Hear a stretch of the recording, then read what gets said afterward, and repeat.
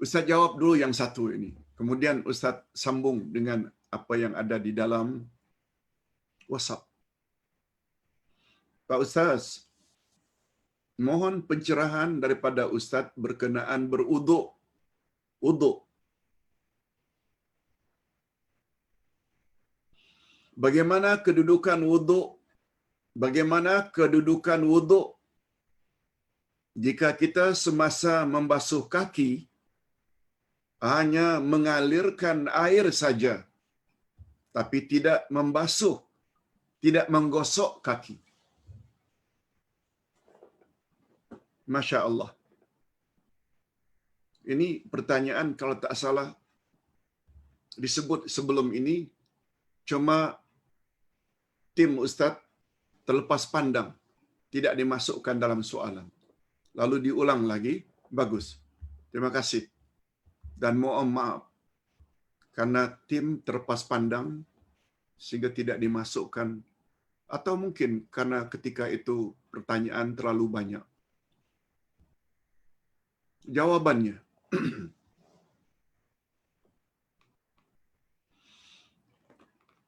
ketika beruduk, ada dua amalan yang kita disuruh melakukannya. Pertama, faghsilu, basuhlah. Yang kedua, famsahu, sapulah. Ada perbezaan antara faghsilu, basuhlah, dengan famsahu, sapulah.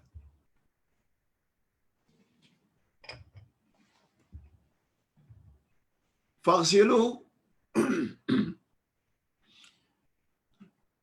kita curahkan air pada bahagian uduk sehingga mengalir atau mengena pada semua bahagian anggota uduk. Itu namanya faghsilu. Al-ghuslu kadang-kadang diartikan dengan mandi. Al-ghuslu, mandi.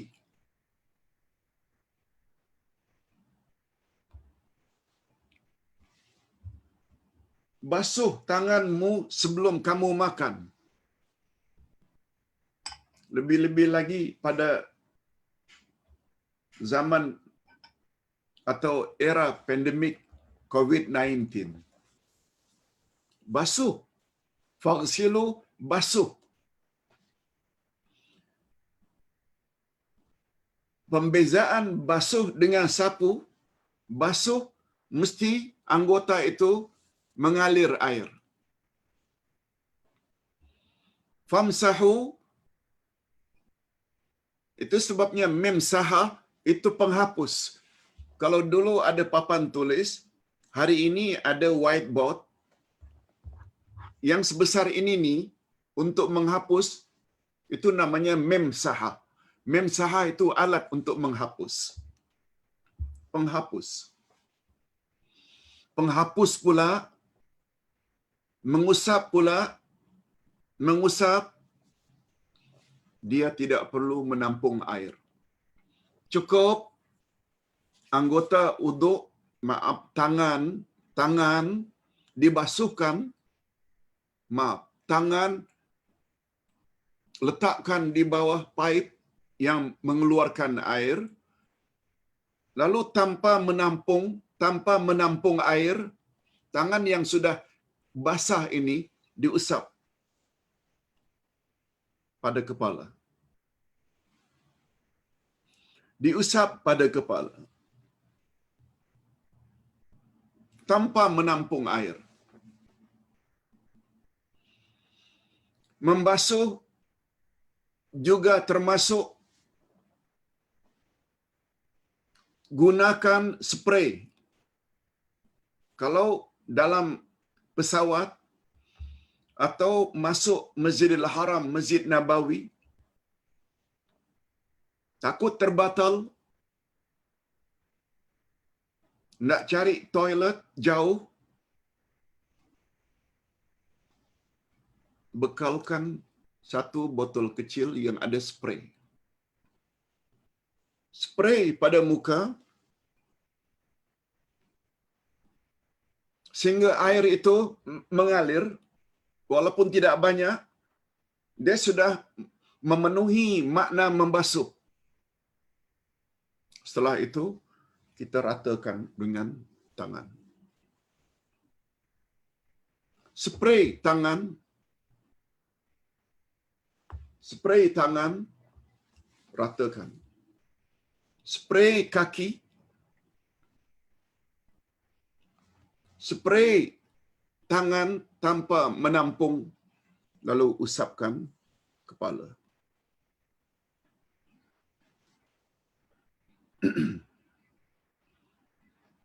Hadirin dan hadirat rahimakumullah. Walaupun ini tidak ditanya oleh penanya,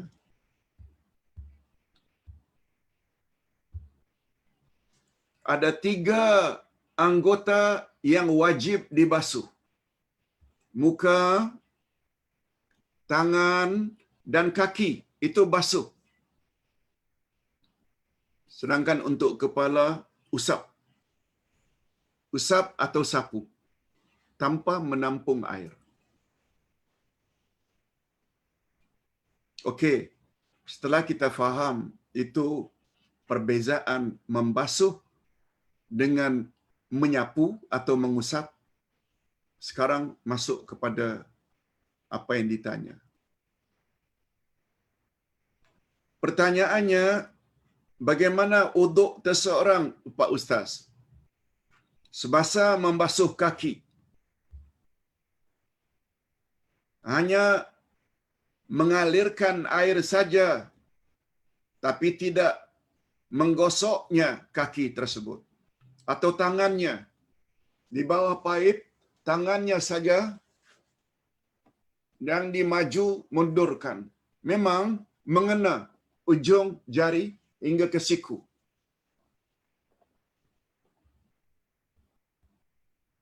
Macam mana Pak Ustaz?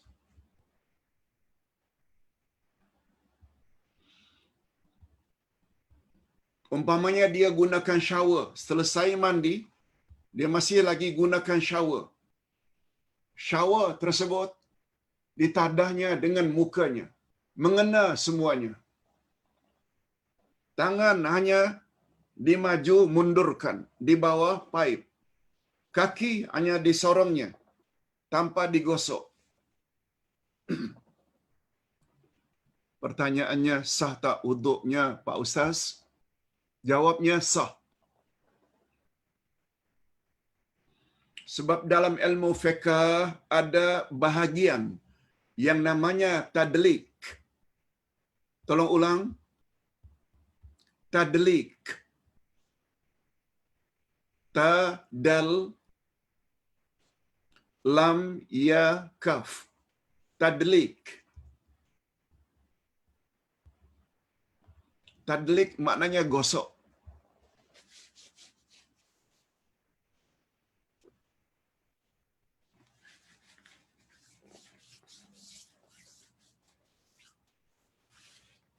Tadlik maknanya gosok. Hukum tadlik sunat. Hukum tadlik sunat. Sebab syarat sah uduk menyampaikan air ke seluruh anggota uduk. Menyampaikan air, bukan gosok. Gosok ini sunat hukumnya. Jadi andai kata dia hanya sorongkan kakinya dan dia yakin semuanya mengena bahagian-bahagian kakinya, sudah sah. Okey, itu jawaban Ustaz. Tentu saja kalau ingin lebih sempurna, kita gosok, malah menurut sunnah Nabi, kita masukkan jari jemari kita di cerah-cerah jari jemari kaki, itu lagi bagus. Tapi itu bukan hukumnya wajib. Hukumnya hanya sunat sahaja. Wallahu a'lam. Berbalik kepada pertanyaan tadi. Pak Ustaz, apa pandangan Pak Ustaz? Sebab pertanyaan ini sebenarnya bermula daripada pertanyaan berdasarkan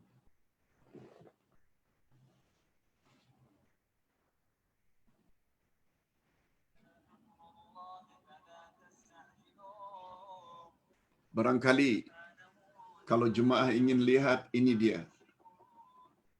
Cahaya yang keluar dari mata ikan-ikan.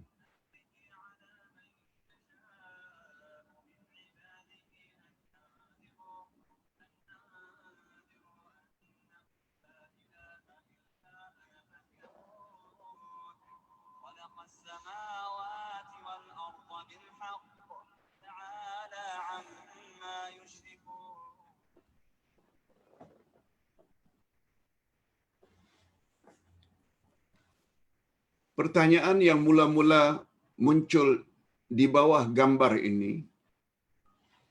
Assalamualaikum Ustaz.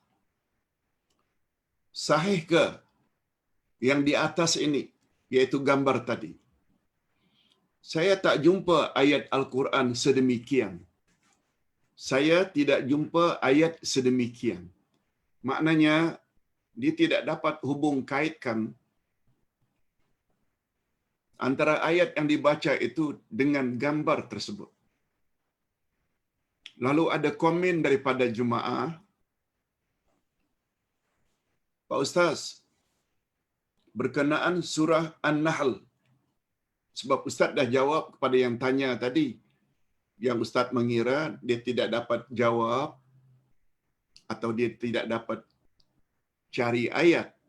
Lalu Ustaz sudah jawab, lihat surat An-Nahl atau surat 16 ayat 1 hingga 3. Itulah yang dibaca. Ustaz tak perasan yang beliau itu rupanya tak tahu macam mana nak menghubung kaitkan mata ikan dalam laut yang kelam itu begitu bercahaya. Lalu komen daripada jemaah yang lain berkenaan surat An-Nahl ayat 1 hingga 3, ikan-ikan yang matanya bercahaya. Ada yang bertanya tak jumpa pun ayat sebut pasal ikan. Saya cuba bantu jelaskan dengan ilmu saya yang cetek, yang saya ada bahawa jika Allah sebut yang bermacam jenis dan warna, alwan, ia adalah makhluk yang menyeluruh. Tidak perlu kita pertikaikan satu persatu secara spesifik. Adakah betul penjelasan saya, Pak Ustaz? Lalu kepada yang bertanya ini, Ustaz dah jawab dalam WhatsApp yang sama. InsyaAllah, Uday coba beri pencerahan dalam online pagi ini. Ini, pagi ini. Hadirin dan hadirat rahimakumullah. Coba perhatikan dulu apa makna surat An-Nahl ayat 1 hingga 3 dan apa kaitannya dengan ikan yang mengeluarkan cahaya yang sangat terang di saat-saat di dalam laut yang gelap gulita. Ini dia. Ustaz baca ayat pertama dulu. Ata amrullahi fala tasta'jiluh. Subhanahu wa ta'ala amma yushrikun. Terjemahannya, ketetapan Allah pasti datang. Ketetapan Allah pasti datang. Maka janganlah kamu meminta agar dipercepat datangnya azab Allah itu. Maha suci Allah dan maha tinggi dia dari apa yang mereka persekutukan. Ustaz baca ayat yang kedua. Yunazzilul malaikata birruhi min amrihi ala man yasha'u min ibadihi an anziru annahu la ilaha illa ana fattaqun. Maknanya, ini berkaitan rapat dengan gambar tadi. Dia menurunkan para malaikat, yakni Allah menurunkan malaikat. Untuk apa? Membawa wahyu dengan perintahnya kepada siapa yang dia kehendaki di antara hamba-hambanya yang beriman, yaitu peringatkanlah hamba-hambaku bahwa tiada Tuhan selain aku, maka hendaklah kamu bertakwa kepadaku. Dah dua dah. Ayat terakhir, yang ketiga.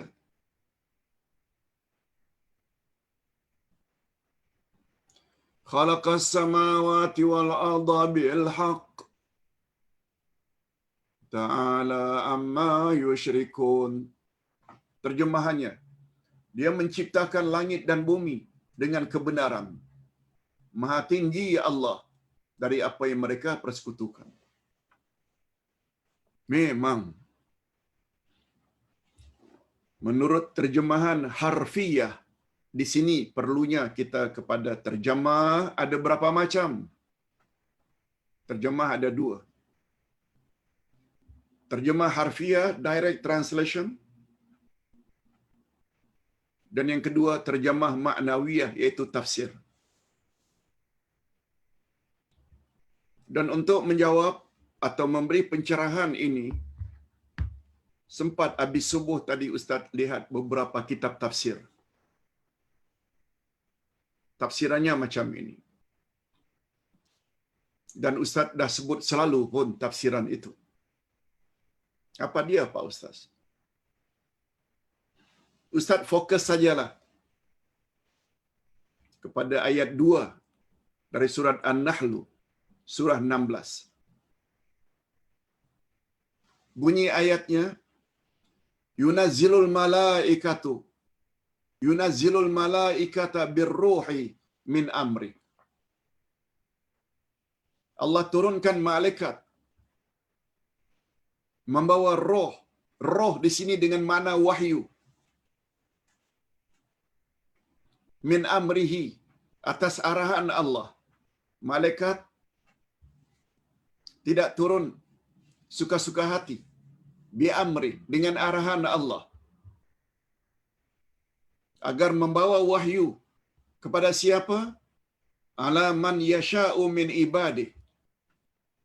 Agar diturunkan, disampaikan kepada hamba-hambanya yang dia kehendaki. Yaitu Rasul yang dipilih oleh Allah.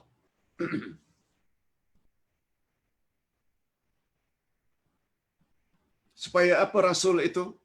Dengan diturunkan wahyu melalui malaikat.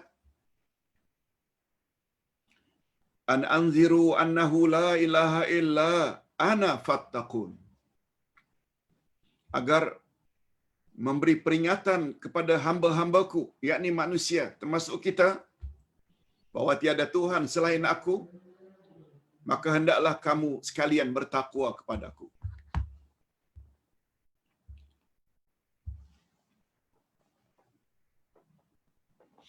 Pada ayat 2 Allah SWT menyebut dia telah menurunkan malaikat untuk membawa wahyu agar disampaikan kepada hambanya yang dia kehendaki, yaitu Rasul. Hadirin dan hadirat, ini semua memberi isyarat. Bila kita ikuti ini semua, kita sebenarnya dalam cahaya. Kita sebenarnya dalam cahaya. Orang bila berada dalam cahaya, Dia tidak akan berada dalam kegelapan. Yang selalu sesat ini orang yang dalam kegelapan. Tapi bila orang itu dalam cahaya, besar kemungkinan dia tidak akan sesat. Ini kaitannya dengan ikan di dalam kegelapan lautan, jauh dari cahaya matahari. Walaupun pada waktu siang, dia tetap gelap. Tetapi karena Allah beri dia mata yang dapat mengeluarkan cahaya, sehingga dia tidak berlanggar antara satu sama lain.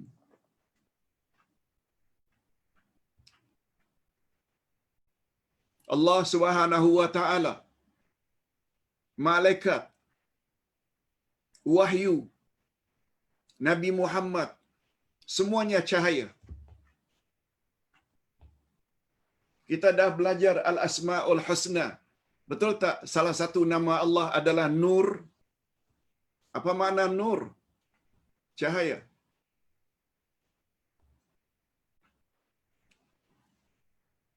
Allah tidak beri langsung kepada Nabi Muhammad, tapi melalui malaikat.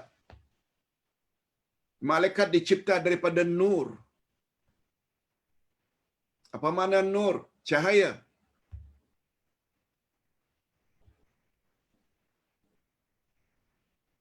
Yang dibawa oleh malaikat adalah wahyu. Wahyu itu adalah nur. Oleh sebab itu mana-mana manusia yang apabila mereka ikut wahyu dalam hidup, mereka tidak akan sesat.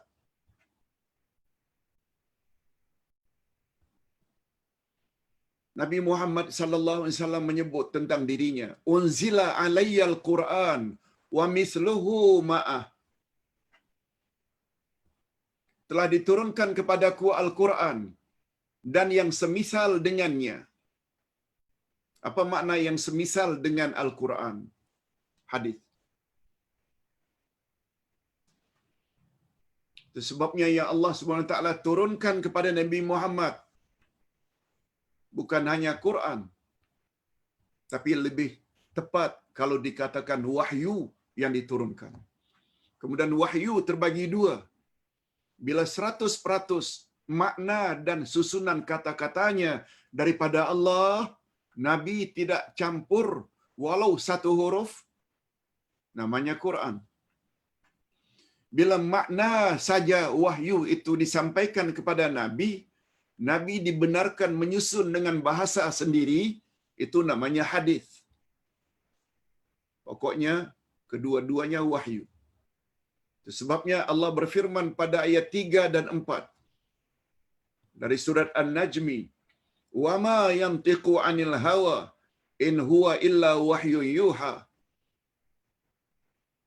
Tidaklah Nabi Muhammad itu bercakap berdasarkan hawa nafsunya, tapi semua cakapan Nabi adalah wahyu. Walaupun Nabi Muhammad manusia biasa,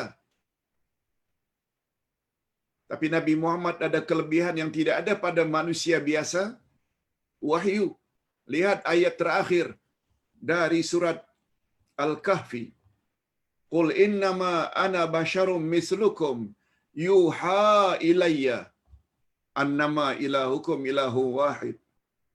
Katakan hai Muhammad kepada umatmu, aku adalah manusia biasa seperti kamu, hanya saja kepadaku diturunkan wahyu. Namun demikian Tuhanmu tetap Allah yang Maha Esa. Lihat, Allah Nur. Nur salah satu daripada 99 nama Allah. Nur. Malaikat dicipta daripada nur. Al-Quran adalah nur. Dalam Quran disebut bahwa Al-Quran itu nur. Dan Nabi Muhammad juga adalah nur. Salah satu nama Nabi Muhammad dari 56 nama yang dihimpun oleh Imam Ibnul Qayyim. 56 nama Nabi Muhammad. Satu di antaranya Nabi Muhammad adalah nur. Ini sebabnya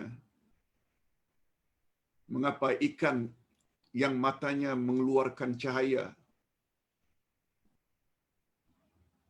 diselingi dengan ayat 1, 2, dan 3 dari surat An-Nahl karena ada unsur ini. Memang tak ada disebut ikan di situ. Ini dijelaskan lagi oleh Profesor Wahbah Az-Zuhaili.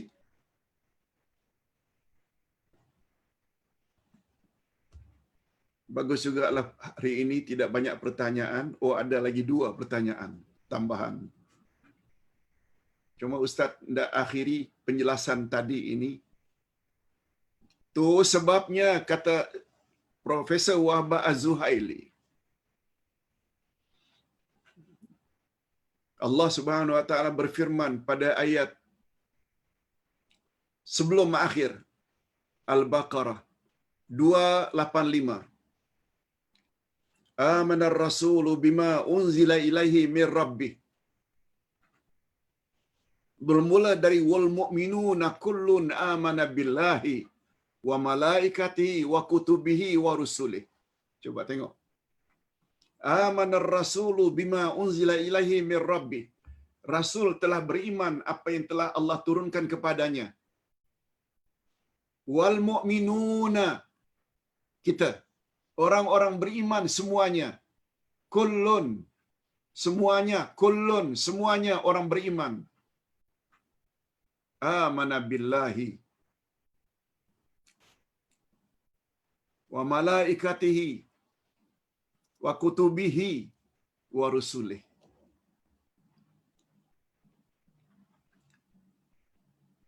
Wal mu'minuna kullun amana billah, Allah dulu. Wal malaikatu, billahi wal malaikati wa kutubihi wa rusulih. Coba tengok ukurannya. Allah, malaikat, kitab. Kitab ini wahyu. Rusulih, rasul. Sama tak dengan urutan tadi? Allah telah menurunkan malaikat membawa wahyu kepada rasulnya. Allah, malaikat, kitab, rasul. Setuju tak? Semua ini adalah cahaya. Allah, nur. Malaikat dibuat dari nur. Peranan Al-Quran, nur. Nabi Muhammad, nur.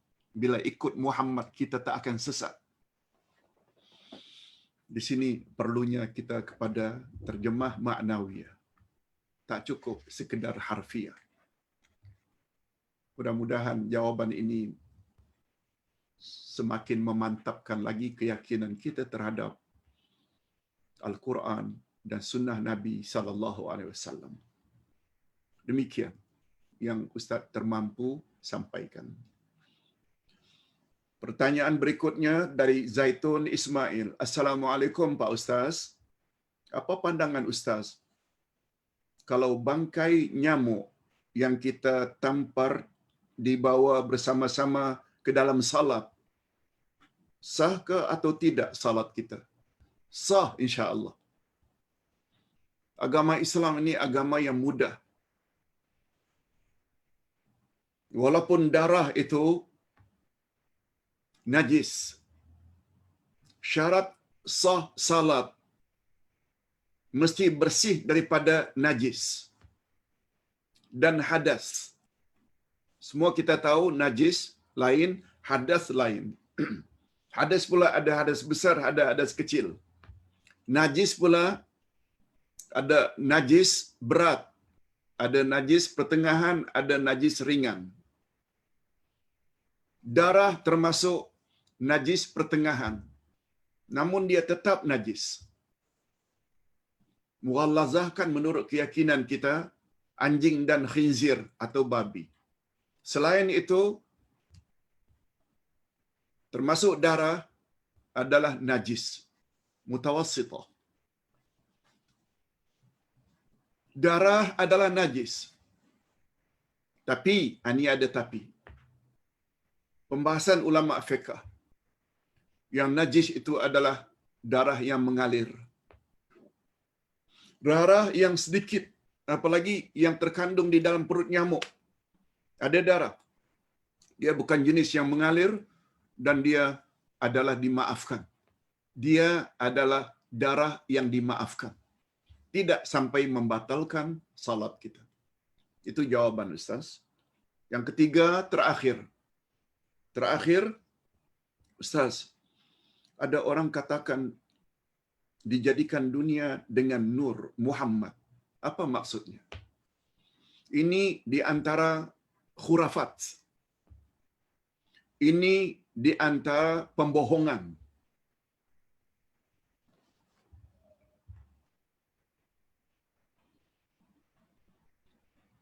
Tidak ada satu pun kata Said Sabiq di dalam kitabnya Aqidah Islamiyah, Al-Aqidatul Islamiyah, tidak ada satu pun hadis yang menyebut,